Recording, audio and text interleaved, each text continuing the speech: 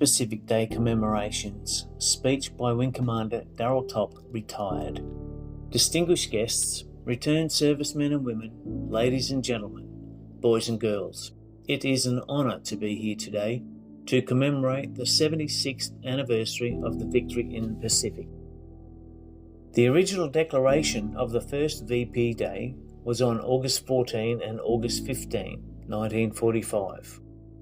The difference being the date when the Japanese government, through Prime Minister Kentaro Suzuki, communicated the Imperial Japanese government's willingness to adhere to the terms of the Potsdam Declaration and the time that message was received in the United States across the international dateline. We understand what that was all about, what prompted it, and why it's important that we don't forget. People danced in the streets on this day 76 years ago, when news broke that the Japanese had surrendered, ending the bloodiest and most destructive armed conflict in human history. VP Day represented the end of hostilities and a conflagration that had taken 70 million lives. 3% of the world's population at that time died during the Second World War. One half of those casualties were suffered in the Pacific. Australia lost 17,701 war dead in the Pacific alone. Nearly 40,000 Australian serving personnel died, including 17,000 in the war against Japan. The war against Japan began on 7 December 1941 when Japan attacked Pearl Harbor and the Malayan Peninsula, and it eventually reached our shores shortly after the fall of Singapore in February 1942.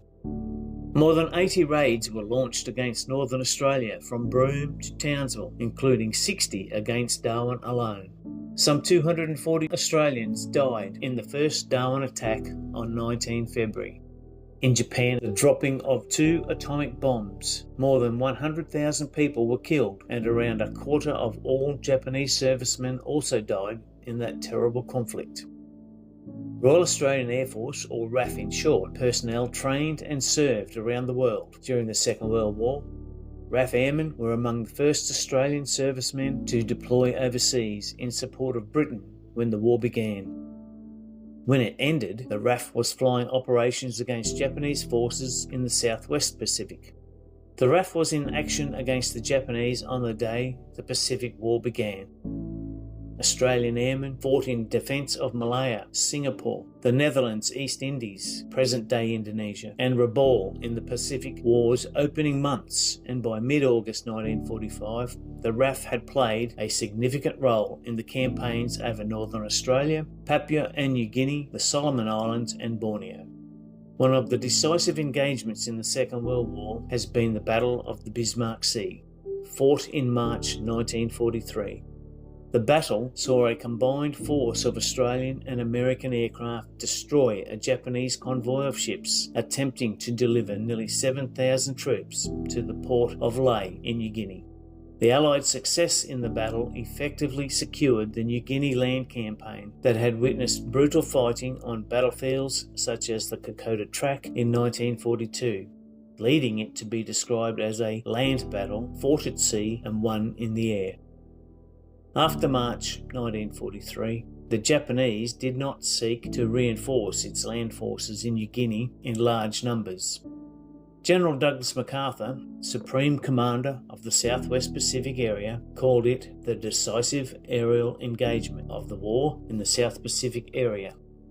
The Allied success was owed to the combination of intelligence, innovation between the RAF and the United States Army Air Force, and perseverance in one of the toughest flying environments in the world.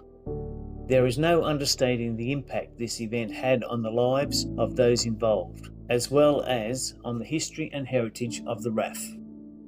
To this day, the Battle of the Bismarck Sea remains relatively little known, despite it being recorded firsthand by Australian cinematographer Damien Parra, who flew in the back seat of a No. 30 Squadron Beaufighter during one of the missions in March 1943. Even after 76 years, the air power lessons this engagement illustrated are still applicable to how the RAF operates today. More than 215,000 men and women served in the RAF during the Second World War, and some 10,000 lost their lives, more than half in the war against Germany. Many of the survivors looked back on their years in the RAF, pleased that they had played their part in the war. In the words of the RAF nursing sister, "We have had the privilege of serving with the RAF, feel great deal of pride." So today it is a very important day. It is a day for us to remember the jubilation, the despair and the anger that was felt 76 years ago. Today is a time for us to remember the sacrifice of those who served and those who fell and those who returned home bearing the scars of their time in service. Today is a time to reflect on what we can do to build a lasting peace. Certainly, we need to help build this through the example of our lives and through building a resilient and strong community. But we must also never forget the sacrifice of those who gave their all for our safety. It is a time that we remember the forgiveness that our nation has had towards the Empire of Japan, now the State of Japan. But it is also a time that we remember the incredible sacrifices that lasting peace incurred, lest we forget.